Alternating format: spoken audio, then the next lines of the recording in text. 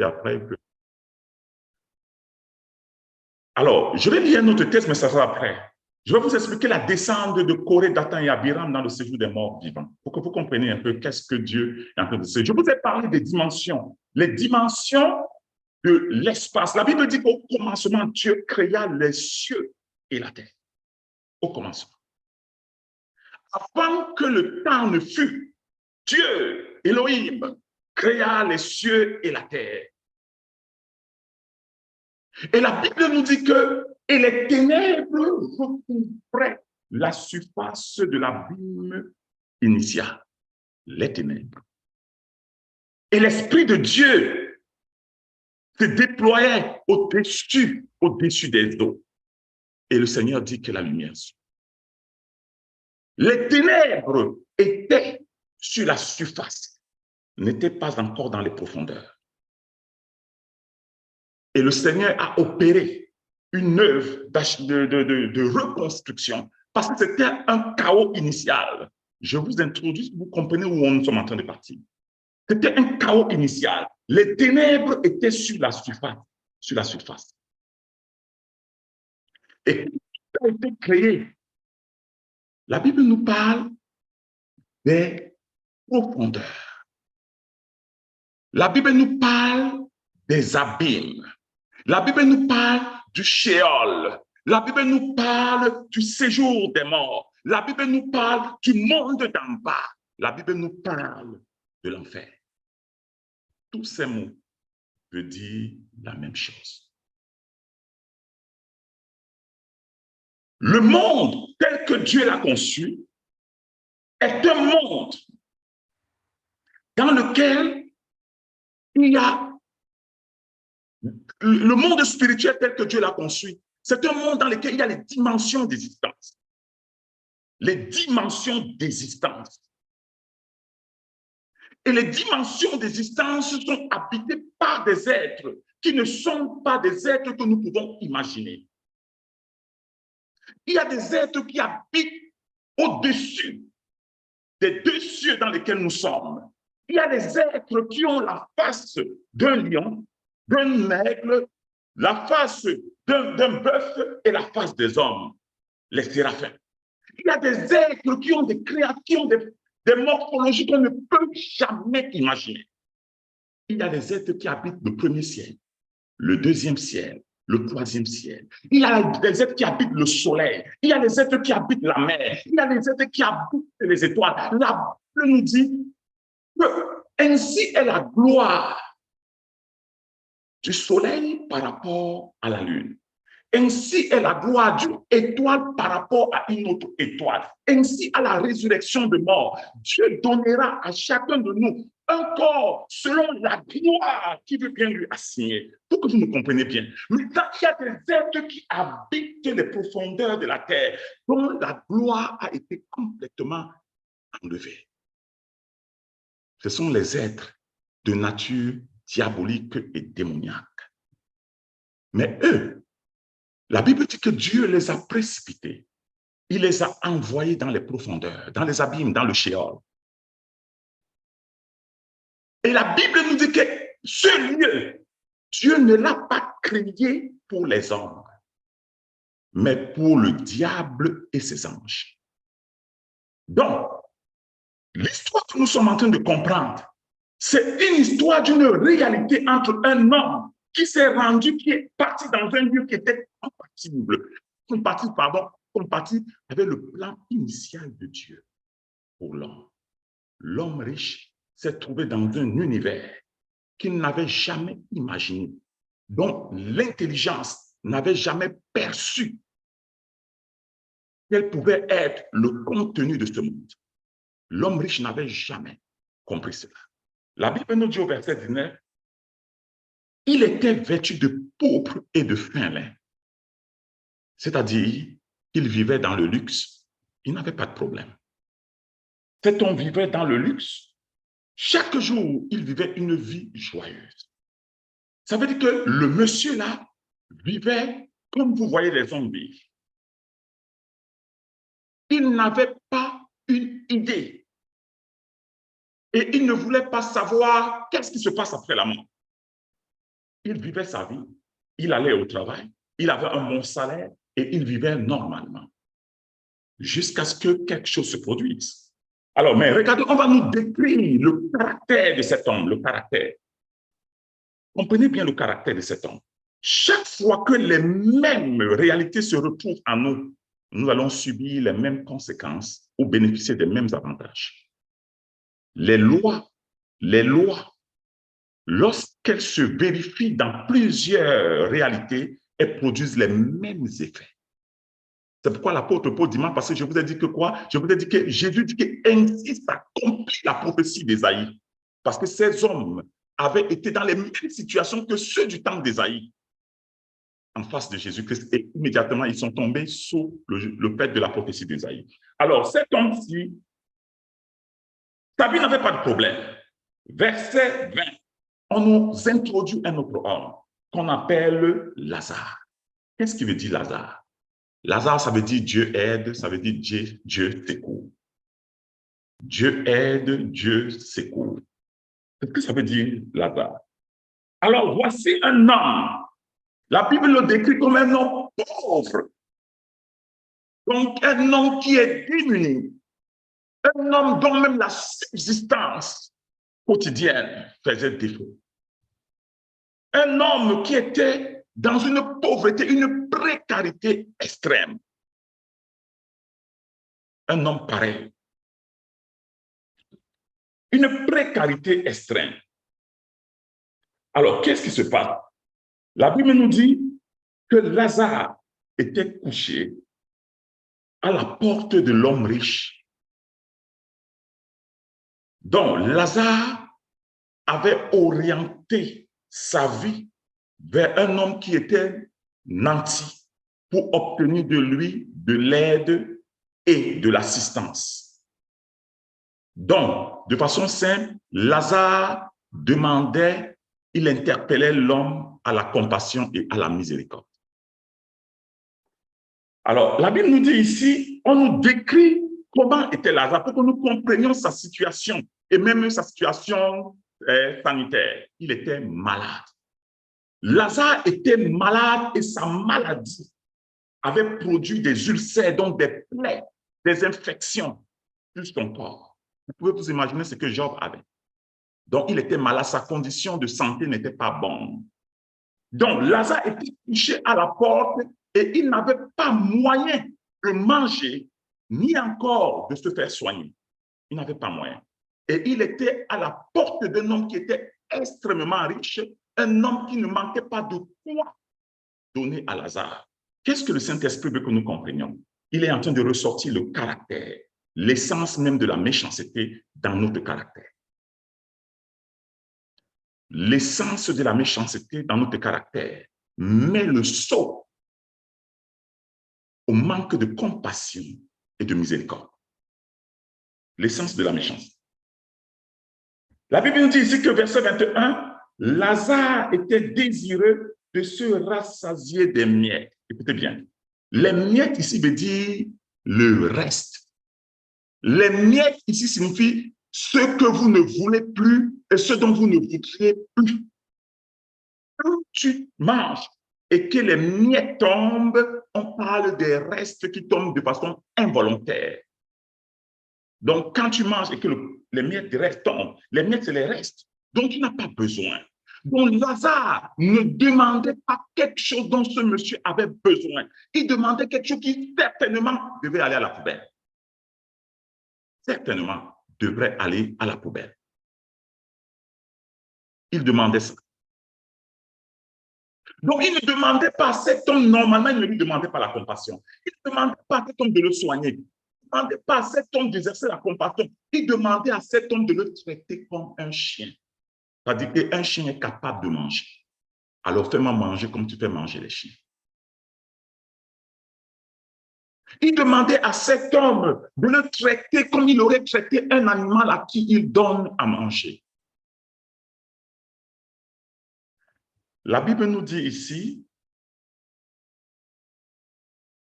il fut un temps où les chiens venaient encore lécher les plaies de Lazare.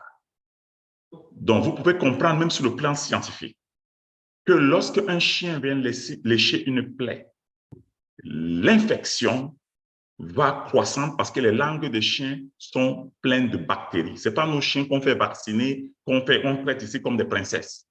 Ce sont les chiens des rues, ce sont les chiens qui se baladent.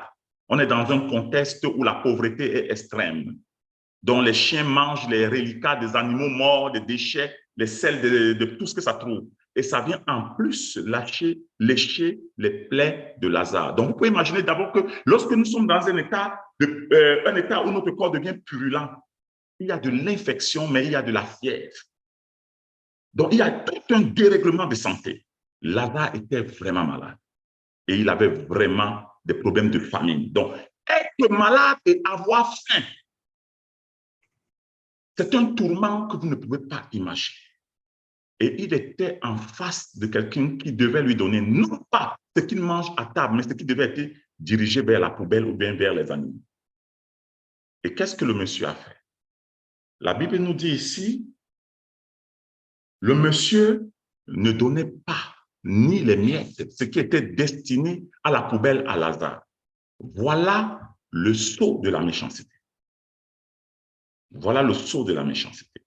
Est-ce que cette affaire s'est déroulée pendant 1 jour, 2 jours, 3 jours? Non. C'était le temps de la vie de chacun d'eux, jusqu'à ce que le premier soit parti. C'était Lazare. Donc, cette affaire s'est déroulée jusqu'à ce que Lazare soit mort. On ne sait pas pendant combien de temps. Peut-être c'était l'homme le plus riche ou bien le plus nanti du quartier ou de la ville. Je veux que vous m'écoutiez très bien pour que la racine de la méchanceté ne nous amène pas loin de Dieu. Alors, la Bible nous dit ici, verset 22, le pauvre mourut. Il mourut suite à quoi? Il mourut suite à sa condition précaire et à sa maladie qui était devenue peut-être à un stade où il ne pouvait plus tenir. C'était devenu peut-être une septicémie. Et il mourut. Là, on nous introduit la situation avant la mort et après la mort. La situation qui a causé la mort n'est pas le problème. La situation qui va engendrer la réalité après la mort, c'est elle que je veux que vous compreniez. C'est pour ça que j'ai décrit le comportement de cet homme. Lazare ne lui demandait pas la permission. Si Lazare avait accès à sa poubelle, il serait parti directement dans sa poubelle. Souvenez-vous de l'histoire du fils prodigue. Il avait accès, il voulait manger la nourriture des porcs et il n'avait même pas cette nourriture. Vous comprenez ça? Donc, on se retrouve dans les mêmes situations pratiquement. Et la Bible nous dit ici, lorsque Lazare mourut, il fut porté ou transporté. Comprenez bien le mot et comprenez le moyen par lequel Dieu va le transporter. La Bible nous dit ici, il fut transporté. Alors, comment Lazare qui est mort fut transporté? De quel Lazare on parle finalement? On parle de quel Lazare? Alors, pour que vous compreniez ce qu'on appelle l'identité de votre être dans lequel vous êtes en train de vivre maintenant, c'est un être dont vous n'avez pas conscience de sa pleine existence jusqu'à ce que vous quittez votre habitat physique. La Bible ne nous dit pas qu'il y a une différence entre le Lazare qui est mort et le Lazare qui est transporté. On dit et on le transporta, Lazare. Mais le même Lazare est dans la terre parce qu'on va l'enterrer.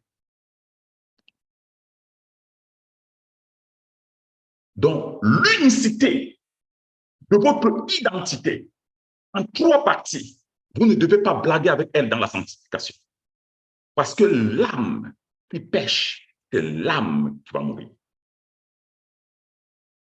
L'unicité de votre identité avec Christ dans la sanctification, vous ne devez pas blaguer avec. Je vous le dis, l'âme qui pêche, c'est l'âme qui va mourir. Alors, le même Lazare a été transporté par une autre réalité. On l'appelle les anges. On dit que les anges sont venus transporter Lazare Alors, Lazare, dans sa souffrance, était dans une réalité spirituelle autour desquelles il y avait des entités spirituelles qui vivaient avec lui, qui le gardaient, qui connaissaient sa situation. Bien aimé, la situation de Lazare était tragique, elle était traumatisante. La situation de Lazare était pratiquement traumatisante. Mais autour de Lazare, il y avait des êtres invisibles qu'on appelle des anges. Ces anges n'avaient pas changé la situation de Lazare. Ces anges, parce que quand on nous parle des anges, on peut maintenant par ascendance, c'est-à-dire on peut montrer comment Lazare avait donc une relation avec le maître des anges qui était Dieu. Parce que si les anges de Dieu sont présents pour te venir en aide, c'est qu'il y a une relation entre toi et ce Dieu. Les anges de Dieu, dont Dieu n'a pas changé la situation de Lazare. Non, il n'a pas changé. Je veux que nous reprogrammons notre christianisme. Il faut apprendre, reprogrammons ce que nous croyons. Reprogrammons ça. Lazare était dans une souffrance extrême. Dieu aurait pu le guérir. Il n'a pas guéri Lazare. Dieu aurait pu le nourrir. Il n'a pas permis que Lazare mange. Dieu aurait pu tout faire ces choses, mais il ne l'a pas fait. Et Lazare est mort. Et les anges sont venus transporter Lazare. Qu'est-ce qu'ils ont transporté de Lazare en dehors du corps? Ils ont transporté l'esprit, l'âme de Lazare. Et on a appelé l'âme de Lazare Lazare. Donc ton âme, c'est toi-même. On appelle ton âme de ton nom. Vous comprenez ça? Le corps de Lazare. Vous allez vous rendre compte que quand quelqu'un meurt, on ne va pas appeler son corps par son nom, on va dire voilà le corps de. Mais quand Dieu appelle quelqu'un qui va vers lui, il appelle son âme par son nom. Voici Lazare, voici Abraham. Il faut qu'on comprenne ça. Pour qu'on ne se laisse pas séduire et tromper par le diable. Alors, on nous dit que l'ange a amené Lazare dans le sein d'Abraham. Alors, je veux que vous compreniez que les anges ne fonctionnent pas dans la dimension physique, mais les anges, par leurs actions et les effets de leurs actions, nous pouvons les ressentir dans le monde physique. Vous comprenez? Alors, les anges n'ont pas pris Lazare dans une dimension physique. Les anges ont pris Lazare dans une dimension dans laquelle Lazare vivait lorsqu'il était sur la terre vivant et il était pauvre. Il vivait dans une dimension spirituelle que l'homme riche ne pouvait pas voir. Les autres voyaient Lazare et ils le jugeaient de quelqu'un de pauvre et de souffrant. Mais l'esprit de Lazare vivait dans une autre réalité et dans cette réalité-là, il y avait les anges.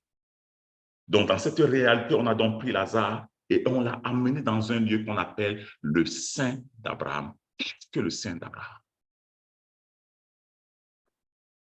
Qu'est-ce que le sein d'Abraham? Alors, vous allez comprendre que la notion de sein, le sein d'Abraham, la notion de sein fait allusion à beaucoup de choses. Premièrement, ça parle d'un lieu spirituel. Mais je veux que quand vous comprenez lieu spirituel, que vous ne compreniez pas ça comme un lieu des fantasmes et des rêves, des pensées. Il n'y a aucun lieu de votre existence qui ne soit une réalité. Le contraire de la réalité, c'est la mythologie ou bien l'idéal.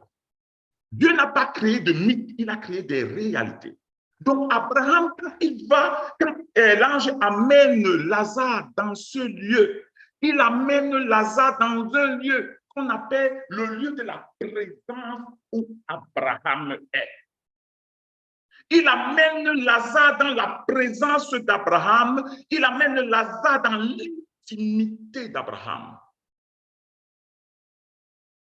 Il amène Lazare dans l'intimité d'Abraham, il amène Lazare près d'Abraham. C'est la destination où l'ange l'a amené. Alors, maintenant, on va se demander, mais pourquoi il n'avait pas amené dans la présence de Jésus? Évidemment que Jésus n'était pas encore mort. Donc, il l'a amené dans la présence du garant, du responsable de la foi. On dit que nous sommes les fils d'Abraham. Donc, il amène ce garçon dans la présence même d'Abraham. L'ange l'a amené là-bas. Donc, l'ange l'a amené là-bas. Et quand l'ange l'a amené là-bas, on nous dit, après ça, qu'est-ce qui s'est passé? On nous dit que et l'homme riche mourut aussi.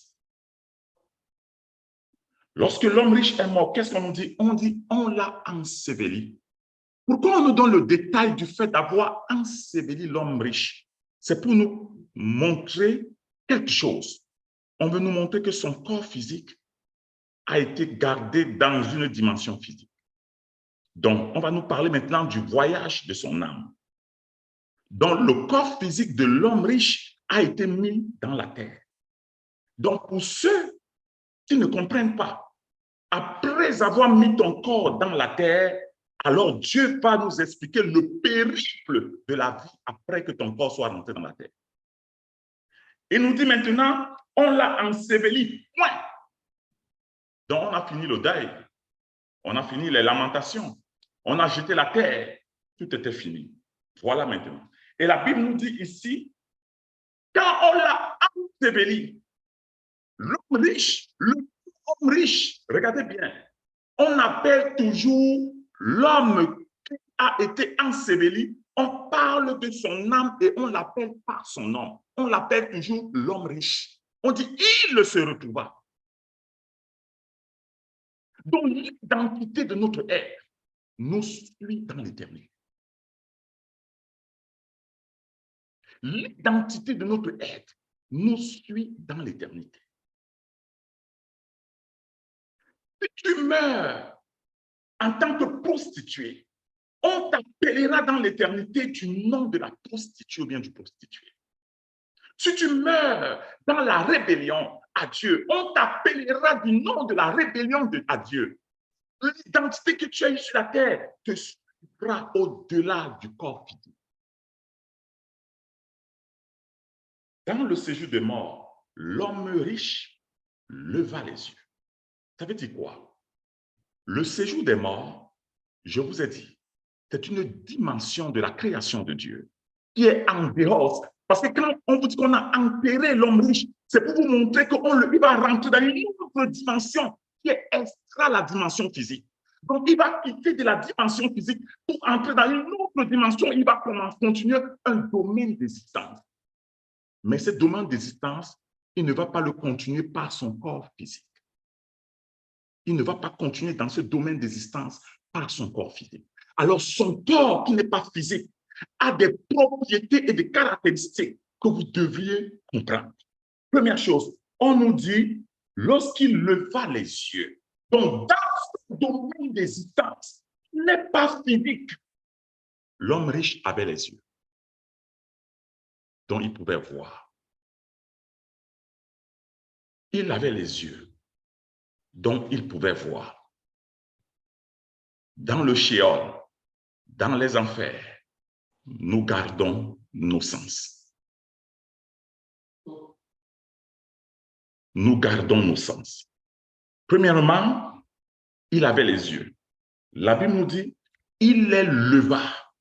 Donc, il a levé les yeux. Ça nous donne la direction de quelque chose. Ça veut dire que le shéol est en bas et il est dans les profondeurs. Et celui qui veut lève les yeux, c'est celui qui regarde une réalité qui est au-dessus de lui. Donc, le shéol est dans les profondeurs. Et la Bible nous dit ici, tandis qu'il était en proie au tourment. Alors, quand on nous parle des tourments de l'homme riche dans les flammes, de quoi Dieu est en train de nous parler? Le mot tourment ici veut dire en agonie. Le mot tourment, ça veut dire agonie. Qu'est-ce que l'agonie? L'agonie, c'est un état de souffrance qui se décrit en trois dimensions, c'est-à-dire en trois phases. La première phase de l'agonie, c'est la dimension de la souffrance physique. Donc, l'homme riche, la dimension où il était, une souffrance physique, en direct dans les flammes, mais pas avec son corps du monde physique. Ça veut dire que quand il est parti dans le monde où il est parti avec un corps adapté pour ce monde. Chaque fois que vous quittez une dimension de gloire, Dieu vous donne un corps adapté pour la dimension où vous allez vivre. Comprenez-le bien. Le corps physique, c'est pour ceux qui vivent dans le corps, dans le monde physique. Le corps maritime, c'est pour ceux qui vivent dans les eaux. Le corps qui est capable de s'adapter dans l'air, Dieu va leur donner un corps. Et si tu vas vivre dans le soleil, Dieu va te donner un corps adapté à la vie au soleil. Pour chaque domaine d'existence, il y a un niveau de gloire et de corps. Alors Dieu donne à ceux qui descendent dans le shéol un corps adapté au shéol. C'est pourquoi ce corps, quand il est parti, la Bible nous dit qu'il est en proie à des tourments. Donc le corps physique dans lequel il se trouve là-bas, c'est un corps qui a une identité, qui a une caractéristique, mais qui est prise par les souffrances des flammes dans lesquelles il se trouve. La deuxième caractéristique de la souffrance dans laquelle il est engagé, c'est la souffrance émotionnelle. Donc l'agonie va frapper fondamentalement la pensée et les sentiments, les émotions de cet homme qui est dans le shéol. Donc le tourment de cet homme, c'est la dépression intérieure qu'il endure aussi longtemps qu'il est dans ce lieu.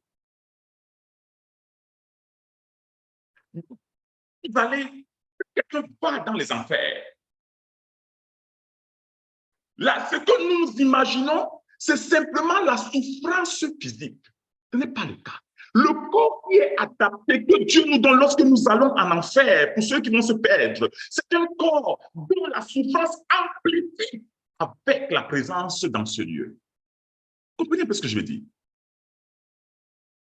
Ce n'est pas une souffrance qui est simplement constante, c'est une souffrance qui s'amplifie.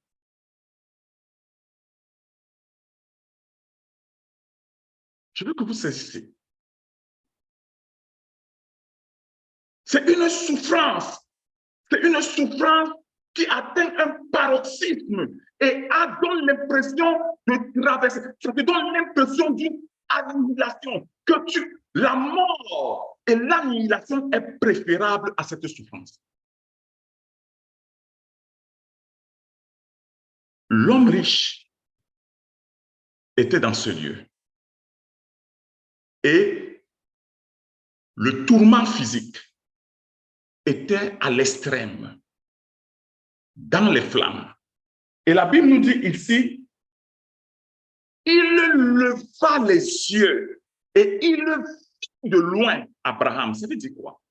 Ça veut dire que dans le shéol, lorsque quelqu'un va dans le shéol, il a la possibilité de voir celui qui est au paradis. C'est écrit. Alors la conséquence de ça, c'est quoi? C'est que toute personne à qui vous avez refusé un verre d'eau sur la terre, personne à qui nous avons été méchants, ou bien à l'égard de qui nous avons été méchants, personne qui a refusé l'évangile, personne verra de façon très claire, afin que toute chose soit comme un témoin, un écran clair, ce que l'autre est devenu par rapport à sa situation. Ainsi donc, lorsque un jeune garçon ou une jeune fille se retrouvera dans les enfers et verra son père et sa mère dans le ciel, ça ne sera pas un mystère. Il va voir son père et sa mère dans les cieux. C'est écrit. Il leva les yeux dans les flammes. Comment tu peux voir quelqu'un dans les flammes? Ça veut dire que la dimension sensorielle, la perception est augmentée.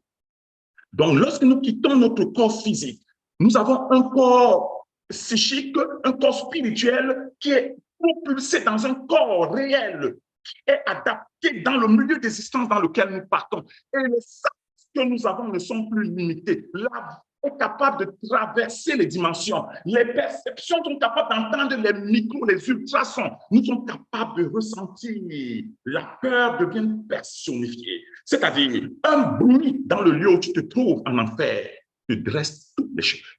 Parce que tous les sens, tant émotionnels que physiques, sont à leur paroxysme. Je veux que vous compreniez ça, afin qu'on ne s'amuse pas avec le Fils de Dieu. Donc, les yeux dans les flammes, et les flammes, pas les flamèches. C'est une réalité qui t'aveugle complètement. Tu restes le feu, le feu, le feu sort de tout ton être, mais tu es capable de voir au travers du feu la réalité de l'autre. Comment il a fait pour voir? Comment il a fait pour voir? Il a pu voir Lazare à côté d'Abraham. Comment il a fait pour voir? Bien-aimés, je vous dis la vérité. Ceux qui meurent et vont en enfer, vont voir le dernier évangéliste qui leur a parlé, vont voir tous ceux qu'ils ont méprisés sur la terre et qui sont auprès du Seigneur. On va le voir. Et quand on va le voir, qu'est-ce que ça va générer? Regardez bien ce que la Bible nous dit. Quand il a vu au loin Abraham et Lazare dans son sein, il s'écria. Ça veut dire qu'il a gardé la voix. Il pouvait parler. On était Abraham et Lazare. Qui a pu le faire? La foi dans le monde invisible est réinitialisée. Le monsieur-là n'avait jamais vu Abraham dans sa vie. C'était un païen. Comment il a su que c'était Abraham? La mémoire, ce qui est à l'intérieur de nous, sera mise en relief pour que chacun de nous, la création du monde, connaisse qu'est-ce que Dieu avait fait. Il n'a jamais vu Abraham, mais comment il a su que c'était Abraham? On pouvait dire qu'il avait vu Lazare, mais il n'avait jamais vu Abraham. Comment il a su que c'était Abraham? Que le sang de Jésus n'a pas effacé et dans lesquels nous sommes morts vont revenir. Nous allons nous souvenir de chaque aiguille, de chaque point, de chaque soulier, de chaque morceau de viande, de chaque chose que nous avons prise, de chaque chose que nous avons volé et que nous n'avons pas rectifié. Parce que le sang de Jésus n'a pas effacé. Chaque souvenir passera devant nous comme une lettre vivante. C'est pourquoi ce monsieur, dans l'optimum de sa mémoire, a pu avoir compréhension immédiate, intuitive, que cet homme que je vois là-bas, c'est Abraham. La connaissance dans le monde invisible n'est pas intellectuelle. C'est une connaissance révélée. Donc, tu connais, point. Tu vois Abraham, tu dis pas c'est Abraham. Tu n'as pas besoin. On dit que Moïse et Élie, et les deux qui étaient là, qui n'avaient jamais vécu autant que Moïse et Élie. On dit, et il vit Moïse et Élie avec Jésus. Il lui avait enseigné que c'était Moïse. Il leur avait enseigné que c'était Jésus. Ils étaient dans la dimension dans laquelle Jésus les avait transportés lors de la transfiguration. Donc, leur être avait traversé le mythe du mur physique. Ils étaient entrés dans cette réalité. On dit, et il parut devant eux, Moïse et Élie. On ne dit pas que Moïse et Élie viennent. Ils n'ont pas marché. Ils ont paru. Le mot paraître, ça veut dire qu'ils ont été dans une dimension où les réalités ont été devant eux. Comprenez bien ça. Et ils ont compris. Il a compris que là-bas, c'est Abraham. Il a compris. Bien-aimés, ne nous trompons pas. Chaque chose que nous avons faite sur la terre, que le sang de Jésus n'a pas effacé, ça va revenir. Que personne ne nous trompe avec le pentecôtisme qui va nous tuer. Alors, la Bible nous dit ici, et il s'écria, aie pitié de moi et envoie Lazare pour qu'il trempe le bout de son doigt dans l'eau. Regardez bien, je vous ai parlé de ces mondes. Comment dans ce monde il pouvait avoir de l'eau? Ça veut dire que ce que nous appelons le monde spirituel, c'est une réalité dans laquelle notre corps physique ne peut pas entrer parce que le corps physique a été donné pour une dimension de vie dans une existence physique, pardon. C'est pourquoi Dieu nous a donné le corps physique, pour que vous compreniez bien. Jésus-Christ a ressuscité. Il a ressuscité avec quel corps? Il a ressuscité avec quel corps? Est-ce qu'il a ressuscité avec un corps physique? Parce que le corps de Jésus qui a été tué à la croix, c'est le même corps qu'on a enseveli. Mais après la résurrection, le même corps avait quitté la tombe. Mais Jésus-Christ avait dit, écoutez bien, je ne suis pas esprit. Donnez-moi le pain, donnez-moi le poisson. Et on dit, et il mangea avec eux. Et il a dit à Thomas, viens, mets ta main dans le trou. Mais de quel corps on parle? C'était un corps physique ou bien c'était un corps spirituel?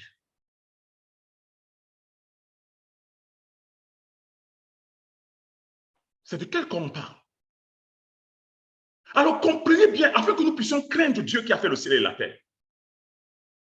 dans le corps de Jésus-Christ, à mesure qu'il est ressorti de la mort, on parle d'un corps glorifié. Qu'est-ce que le corps glorifié? Le corps glorifié, c'est le corps qui est une réalité physique, mais qui est donné à l'homme pour vivre dans les dimensions distantes de la gloire. Et à mesure que tu traverses les dimensions distantes de la gloire, le corps rentre dans la gloire.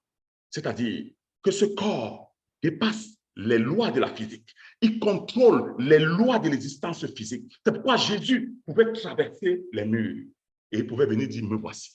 Et il parle avec eux et il disparaît encore. Mais le même Jésus est capable de venir manger le poisson. Il prend le pain et il mange. Il prend le pain et il mange. Le même Jésus pouvait venir et dire à Thomas, viens, viens mettre ton doigt ici. Pourquoi c'est comme ça? Parce que le même corps physique de Jésus-Christ était capable en même temps d'être loin, d'être près. Mais c'était un corps physique. C'est-à-dire qu'il savait, il pouvait toucher les gens, il pouvait les saluer, il pouvait manger, il pouvait boire, il respirait. Mais ce corps n'avait pas le sang. Comprenez bien, le corps n'avait pas le sang. Alors, le corps de Jésus-Christ, qui a été glorifié, ne vivait plus par le sang. Que vous comprenez. Donc, les gens qui vont en enfer, la vie en eux, ils ont un corps, mais ils n'ont pas le sang. Ils n'ont pas le sang. Pour que vous le compreniez. Il avait atrocement soif. Ça veut dire que dans le monde, là, il y a de l'eau. Mais l'eau, là, c'était où? L'eau, là, c'était dans la dimension où Lazare se trouvait, mais pas la dimension où lui, il se trouvait. Dans la dimension où il y avait Lazare, là-bas, il y avait de l'eau. Dans la dimension où l'homme riche se trouvait, là-bas, il n'avait pas de l'eau. Ils auraient tout vu ça. Il n'y avait pas de l'eau. Mais il y avait quoi? Il y avait des flammes. Mais qu'est-ce qui a allumé ces flammes? Ces flammes, la Bible nous les explique clairement et les scientifiques les vérifient. On les appelle le souffle. Ça veut dire quoi? Ça veut dire que dans cette dimension d'existence où nos corps physiques ne peuvent pas aller, du moins, pas aller, entre guillemets. Donc, il y avait une capacité de trouver des réalités physiques comme le souffle et le feu. Et l'homme riche s'est retrouvé là-bas. Et la Bible dit maintenant qu'il trempe son doigt dans l'eau et me rafraîchisse la langue, dont il avait gardé sa langue, dont le goût, il pouvait cerner encore le goût. Bien-aimés, comprenons-nous bien, pour que nous comprenions de quoi Dieu est en train de nous parler. Le problème que nous avons, c'est que nous lisons notre Bible comme un journal. Donc, il pouvait garder son goût, dont le sens, les 5 sens de cet homme étaient gardés. Vous savez, un peu, il y a un jour une sœur qui est à l'église et elle est devenue panafricaniste. Et elle a posté dans un de ses réseaux sociaux. Et quand j'ai vu ça, j'étais dépassé. Elle dit, oh, mais elle a fait comme ça. Elle dit, vraiment, non, mais après la mort, ce corps, si ça devient quoi? C'était quoi? Une énergie. Elle a dit, ça devient une énergie. Donc, elle a arrêté de croire à ces histoires que nous les pentecôtistes, on ne prêche pas. Elle avait évolué.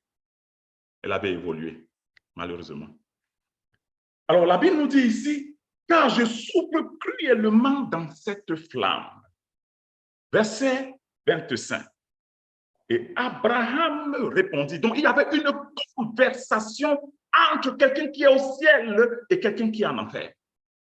Il y avait une communication que personne ne nous trompe. Alors, maintenant, si Abraham, le monsieur a parlé, Abraham a entendu, ça veut dire que les gens qui sont en enfer, ton enfant, ton époux, ta femme va en enfer, elle te voit au ciel. Écoutez bien notre responsabilité. Et que ton époux te dit, c'est toi qui es chrétien et tu ne m'as pas parlé de Jésus, tu vas l'entendre. Et le ciel va l'entendre. Donc, nous sommes chrétiens. Et nous ne parlons pas de Jésus à des gens. Et nous pensons que quand ils vont partir en enfer, nous serons en train de nous reposer au ciel. Il faut nous appeler et nous allons entendre. Abraham avait entendu. Et il y a une conversation entre les deux. Donc, il y a une ligne de communication entre l'enfer et le ciel.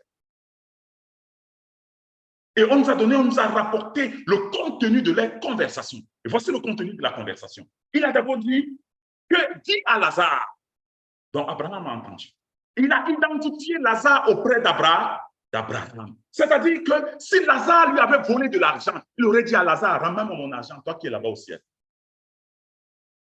Vous comprenez? Vous comprenez pourquoi Dieu dit ne devez rien à personne.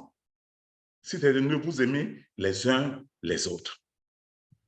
S'il avait pris l'argent de Lazare, Lazare, il lui dit, bah, Abraham, dis à Lazare de m'envoyer simplement mon argent. Et là, Lazare devait lui envoyer son argent. Il fallait s'arranger que ça soit comme ça. Vous comprenez? Heureusement que Lazare n'avait rien pris. Donc, quand je souffre cruellement, et c'est pourquoi je voulais faire un petit bémol. Vous comprenez? Il y a ce qu'on appelle les lois non écrites. Donc, quand tu commences à plonger tes yeux dans la loi de Dieu, tu commences à comprendre qu'il y a des réalités que tu ne comprendras pas si tu ne plonges pas tes regards. Ça veut dire que quoi? Ça veut dire que toutes les choses que nous faisons sur la terre va tenir à jugement, c'est-à-dire ça va tenir à partie contre nous si nous sommes trouvés coupables. Toutes ces choses vont revenir. Toutes ces choses vont revenir. Et la Bible nous dit ici, Abraham répondit, mon fils. Donc ça, c'est la réponse d'Abraham, une communication à 200. L'un parle, l'autre comprend. L'un est en enfer au fond de la terre et l'autre est au ciel, là-bas loin. Et il répondit, mon enfant. Ça veut dire quoi?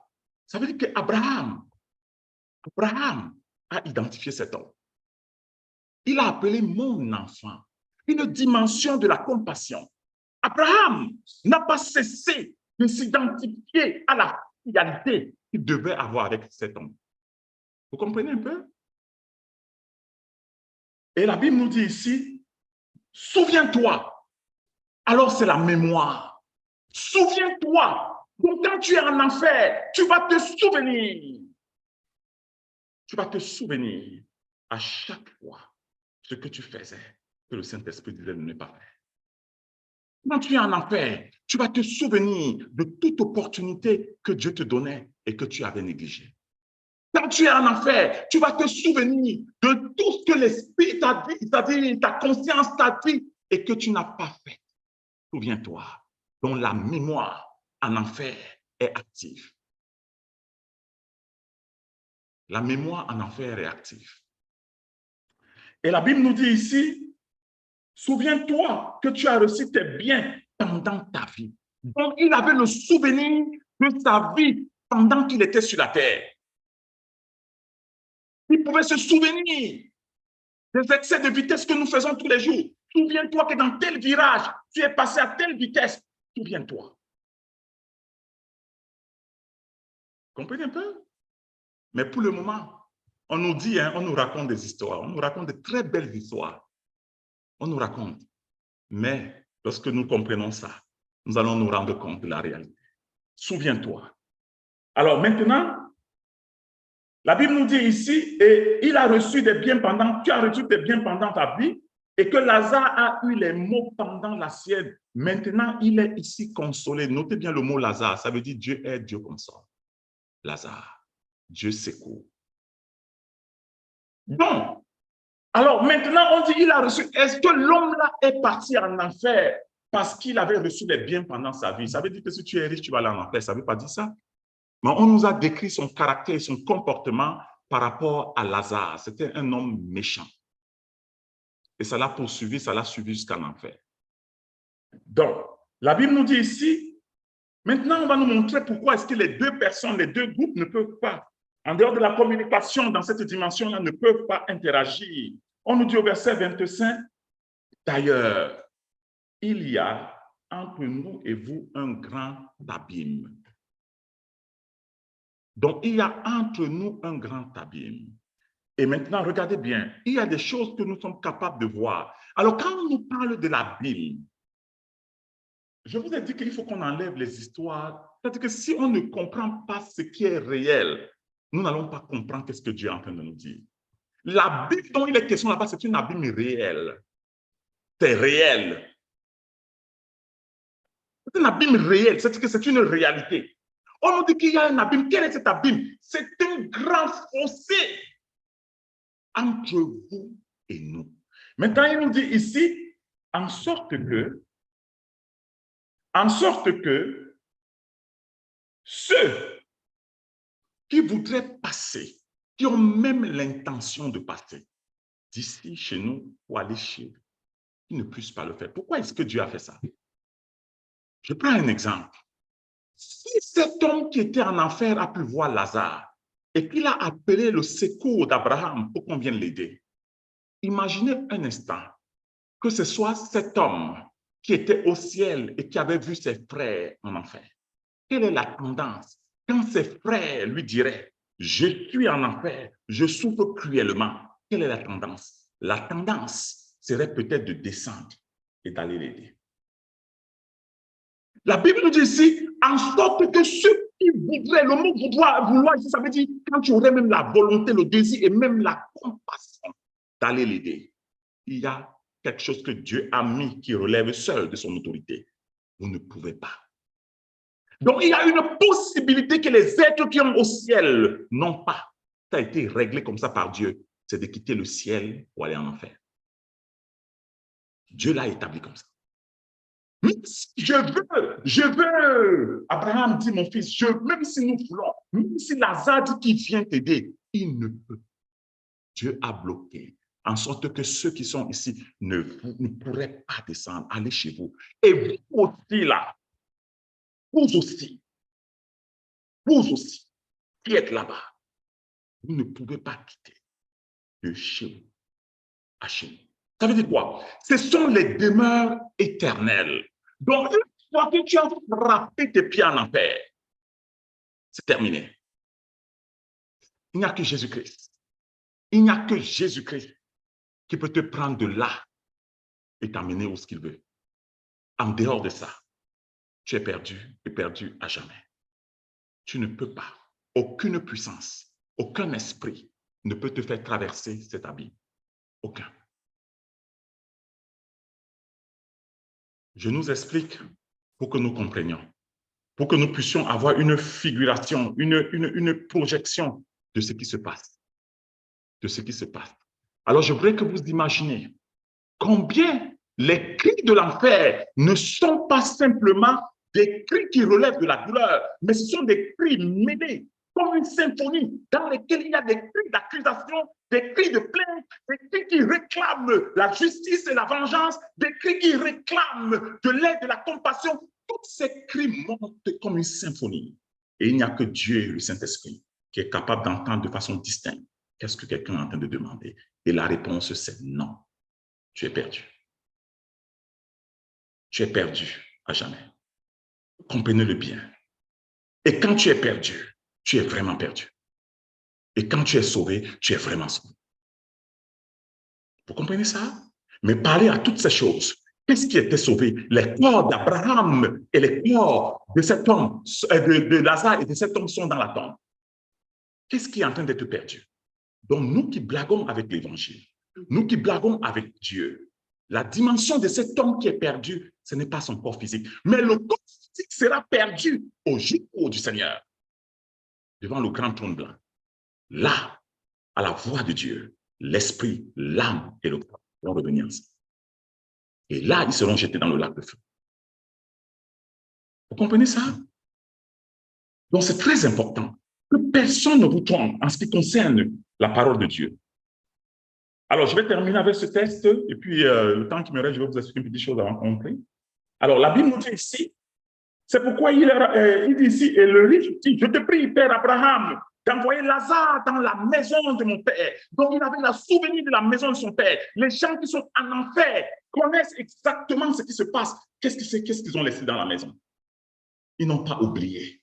Donc, quand quelqu'un est mort, nous pensons qu'il a oublié, qu'il n'a plus de mémoire. Il n'a plus de mémoire, il ne se souvient plus. Non, il connaît exactement que dans la maison de son père, il y a 5 frères.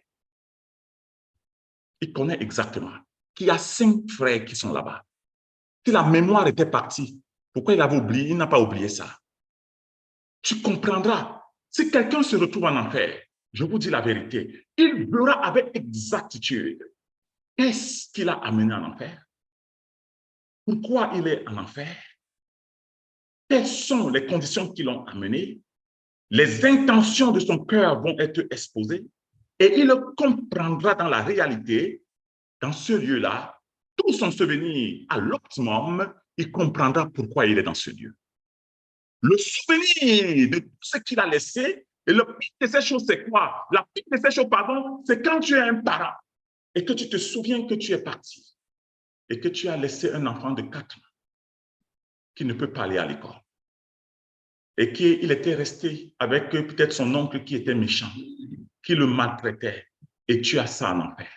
Tu te souviens de ton enfant de 4 ans qui est resté avec son oncle qui est méchant, qui l'abusait, et tu es en enfer. Imagine le tourment que tu as. Tu te souviens de ça. Je me souviens que j'ai 5 frères dans la maison de mon père. Allez rapidement, envoie Lazare leur parler. Donc Lazare est devenu l'évangéliste de l'homme en enfer. Vous ne pouvez pas imaginer. Il est devenu d'abord le pompier. En vous, il me donnait de l'eau. No way. Il dit maintenant, non, laissons même l'affaire de l'eau là. Je me souviens que dans la maison de mon père, il y a un homme là-bas qui peut agresser ma fille de 4 ans. Pardon, envoie Lazare délivrer ma fille. Il dit, même ça, on ne te le donne pas. Regardez le tourment de quelqu'un qui est en enfer. Même les désirs les plus profonds de sa compassion lui sont refusés. Vous comprenez? Quand il est tard, il est vraiment tard avec Dieu. Quand il est tard, il est vraiment tard avec Dieu. Je vous souviens, je vous dis la vérité. Je vous dis la vérité. Si les parents qui sont en enfer se souviennent de dans quelle situation de carité ils ont laissé leurs enfants et ils veulent les aider. Et ils se posent la question, qu'est-ce que mon enfant est devenu?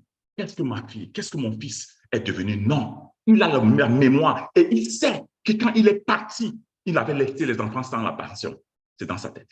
Il ne partait pas à l'école, c'est dans sa tête. Quand il est parti, il n'avait pas les soins de santé. Que leur maman était hospitalisée, c'est dans sa tête. Et il est tourmenté par cette pensée. Je vais les aider, je vais aider mes enfants, je vais aider. Qu'est-ce qu'ils sont devenus? Qu'est-ce que l'anniversaire de l'autre est devenu? Ça fait... Écoutez, vous ne pouvez pas. C'est ce qu'on appelle l'agonie mentale et psychologique. L'agonie mentale et psychologique. Maintenant, je vous ai parlé. Je vous ai dit que Dieu a créé des créatures. L'ange qui a pris Lazare, c'est un ange d'une créature des domaines de Dieu. Maintenant, dans les domaines d'en bas, la Bible nous parle du prince des ténèbres. Ça veut dire que dans les domaines d'en bas, qui sont les domaines d'existence, il y a des créatures qui sont dans ces lieux, dont les domaines d'habitation ont été établis par Dieu. C'est les domaines des profondeurs, les abîmes. Donc, si tu te retrouves, tu es en face de ces créatures. Ces créatures sont totalement dépourvues de l'amour et de la compassion divine. Donc, le but de ces créatures, c'est quoi? C'est de t'infliger toute la peine qu'elles imaginent qu'elles peuvent t'infliger. Est-ce que vous me comprenez? Infliger l'optimum de la peine qu'elles peuvent t'infliger à cause de leur haine de Dieu. Parce que les créatures qui sont là-bas détestent Dieu, haïssent Dieu. Et comme elles ne peuvent pas attaquer Dieu, elles t'attaquent directement. C'est ça le psaume 83. Il dit que tes ennemis complotent contre nous. Vous comprenez? Les ennemis de Dieu dressent les plans, pas contre Dieu, parce qu'ils ne peuvent pas atteindre Dieu. Il dit contre nous. Donc le psaume 83 révèle le plan du monde des ténèbres contre Dieu, mais qui est orienté vers les êtres humains. Donc quand tu te trouves dans les enfers, tu es face à face avec les ennemis de Dieu. Donc toute la haine absolue qu'ils ont de Dieu est dirigée vers toi. En plus de ça, les tourments. Je vais vous prévenir que quand on est en enfer, on a faim. Parce qu'on peut avoir soif. Quand on est en enfer, on a envie de dormir. Parce qu'on est fatigué. Donc, on est frappé d'une dépression éternelle. Quand on est en enfer, c'est une prison, on appelle ça les lieux de réclusion. L'enfer, c'est une prison. La Bible dit qu'il a emprisonné des anges qui avaient quitté leur lieu d'autorité et qui sont descendus pour se corrompre. Alors, c'est une prison. Donc, en enfer, il n'y a pas de réconfort du voisin. Il n'y a personne qui va te dire comment mon frère, comment mon chum. Il n'y a personne, tu ne vois personne. Tu entends des cris et des hurlements, mais tu ne vois personne. En enfer, tu as faim, tu veux manger, mais ton ventre, et il y a une conséquence directe entre ta faim et ta force. Donc, tu es dépourvu de toute force. Alors, imaginez bien, lorsqu'un démon te saisit en enfer, tu n'as pas la capacité de fuir parce que tu n'as pas de force dans tes mains. En fait, c'est un lieu où il y a une institution entre l'oxygène et le soufre. L'oxygène allume le soufre. Ça amplifie dans la loi de la chimie. que le feu, mais c'était un feu où le feu est activé par la colère de Dieu. Il n'y a pas d'oxygène en terre. Donc, la capacité de respirer est totalement nulle. Donc, tu dois lutter non pas seulement ta capacité de respirer parce que tu es triste, mais comprenez que lorsque tu es dans l'enfer, tu es dans la présence même incarnée de la mort. La mort, c'est un être. Donc, la puanteur et la putréfaction, l'odeur absolue. Laissez un cadavre dans votre maison pour 3 jours et revenez après si vous allez vivre. Donc, les milliards de personnes qui sont mortes sont en enfer. La putréfaction atteint son optimum. Tu vis dans ça. Voilà la réalité. C'est pourquoi Dieu nous a dit, je n'ai pas créé ce lieu pour les hommes. Parce qu'il connaît les fonctions de l'homme. Il sait où l'homme peut tenir. Mais j'ai créé ça pour les anges, les diables et ses anges. Mais puisque l'homme se rebelle, il va donc partir dans ce lieu. Mais malheureusement, son corps n'a pas été adapté à ce lieu. Son corps a été fait pour la gloire de Dieu. Bien-aimé, que personne ne nous trompe. Il y a quelque chose dans notre vie qu'il faut corriger. Je vous dis, corrigeons ça rapidement. Il y a quelque chose dans notre vie qu'il faut rattraper. Rattrapons ça rapidement. Que personne ne nous trompe. S'il y a quelque chose dans notre vie qu'il faut laisser partir, laissons ça partir rapidement. Parce que personne n'a l'idée. Personne, comme cet homme-ci ne savait pas, personne n'a l'idée de qu'est-ce qui se trouve en enfer. Et il dit, Abraham répondit, ils ont Moïse, ils ont les prophètes qui les écoutent. Et il dit maintenant, et il dit, non, Père Abraham, mais si quelqu'un des morts va vers eux, ils se repentiront. Et Abraham lui dit, s'ils n'écoutent pas Moïse et les prophètes, ils ne se laisseront pas persuader. La persuasion ici, c'est la conviction du Saint-Esprit. Donc, si tu n'arrives pas à écouter, lire la parole de Dieu et croire que la parole de Dieu qui ce qu'on te dit est vraie, même si le Saint-Esprit se présente devant toi physiquement, tu ne vas pas croire. La parole de Dieu est suffisante pour que nous puissions croire que ce que Dieu a dit, c'est ce qu'il voulait dire. Il ne voulait pas dire autre chose que ce qu'il voulait dire. C'est ça le problème. Donc, le problème que nous avons, c'est que nous donnons d'autres interprétations. Quand on dit une autre interprétation, c'est une autre supposition de ce que Dieu voulait dire. Si Dieu a dit, laisse tomber, ce qu'il voulait dire, c'est laisse tomber, et ce qu'il a l'intention de dire, c'est laisse tomber. Vous comprenez ça? Je vais terminer. Alors, vous vous souvenez de cette histoire? Je ne vais pas la lire, je vais vous la narrer simplement avant qu'on arrête. Il y avait un homme, 3 hommes, Dathan, Coré et Abiram. Ils se sont dressés contre Moïse. Quand ils se sont dressés contre Moïse, ils sont révoltés, ils ont dit à Moïse, Moïse, tu nous as promis de nous amener dans un lieu où coule le lait et le miel. Mais nous voici. Et il dit à Moïse, Moïse, tu veux même devenir Seigneur sur nous? Tu veux devenir encore notre chef? Et Moïse était abattu. Moïse était embarrassé. Moïse est allé prier. Et le matin, Moïse aurait dû laisser partir. Et le matin, Moïse envoie qu'on appelle Coré et Abiram, ou bien Coré et Abiram, je me souviens plus des 3 personnes, Dathan, Coré et Abiram. Il est demandé qu'on les appelle. Et les 3 personnes ont dit, allez dire à Moïse qu'on ne vient pas. Allez dire à Moïse qu'on ne vient pas. Alors là, Moïse était dépassé. Moïse était dépassé. Regardez ce que Moïse a dit. Je ne vais pas faire l'histoire, vous la connaissez, vous pouvez vous la lire. Moïse a dit, il a fait une déclaration. Et il a dit que ces hommes meurent, comme est donné à tous les êtres humains de mourir, c'est que ce n'est pas l'Éternel qui m'a envoyé.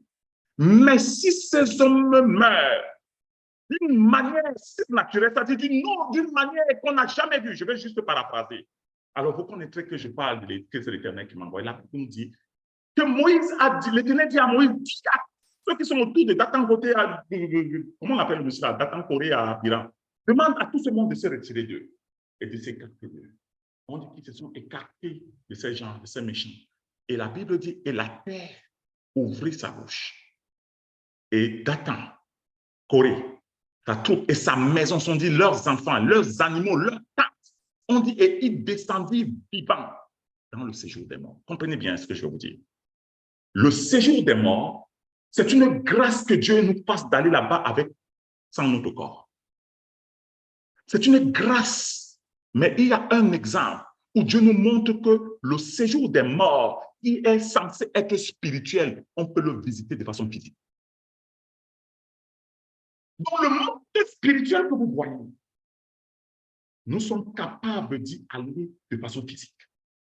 Enoch marcha avec Dieu et il ne fut plus. Il est parti physiquement dans le royaume de Dieu. La Bible nous dit, et un vent est venu, ça émit et il part physiquement dans le royaume des cieux. Donc la dimension entre le royaume des cieux, le monde physique et invisible, c'est un voile. Le Saint-Esprit est capable de nous accorder d'y entrer. Bien-aimés, prions le Seigneur.